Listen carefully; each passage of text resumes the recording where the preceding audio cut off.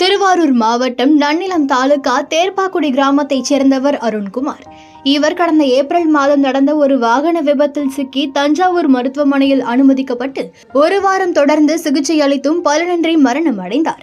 ஒருவேளை உணவுக்கே தடுமாறும் மிகவும் ஏழ்மையான குடும்பத்தை சேர்ந்த அருண்குமாரின் அகால மரணம் அவரது மனைவி, இரு மகள்களை கடும் அதிர்ச்சிக்குள்ளாக்கியது.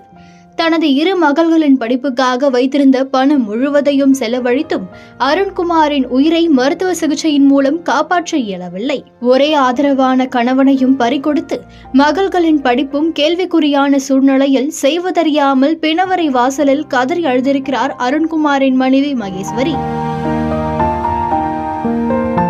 அரசு பள்ளி வெகு தொலைவில் இருப்பதாலும் ஆரம்பம் முதல் பயின்ற பள்ளியில் பயில போதிய நிதி வசதி இல்லாமல் தொடர முடியாமலும் தவித்த மாணவி மிதுனா தனது படிப்பை தியாகம் செய்துவிட்டு குடும்ப நிலையை கருதி தனது தாய் மகேஸ்வரியுடன் கிடைக்கும் வயல் வேலைக்கு சென்று தன்னால் முடிந்த வருமானத்தை குடும்பத்துக்கு தர விரும்பினர். மறைந்த தந்தையின் 30வது நாள் காரியத்தின் நிகழ்வின் போது குடும்ப சூழ்நிலை காரணமாக தனது படிப்பை விட்டுவிட்டு வேலை தேடி செல்ல முயன்ற மாணவி மிதுனா பற்றி அந்த கிராமத்து நபர்கள் மூலம் அறிந்த தஞ்சாவூர் ஜோதி அறக்கட்டளை செயலாளர் பிரபு ராஜ்குமார் என்ற சமூக ஆர்வலர் உடனடியாக மறைந்த அருண்குமாரின் மகள்கள் பயின்ற பள்ளிக்கே நேரில் சென்று இரு மாணவிகளின் ஆண்டு கல்வி கட்டணம், சீருடை கட்டணம் உள்ளிட்டவைகளுக்காக 1 லட்சம் ரூபாயை செலுத்தி அதற்கான ரசீதை இதற்காகவே தயாரித்துக் கொண்டு வந்திருந்த மறைந்த அருண்குமார் புகைப்படத்தில் மறைத்து வைத்து மாணவி மிதுனாவிடம் ஒப்படைத்தார்.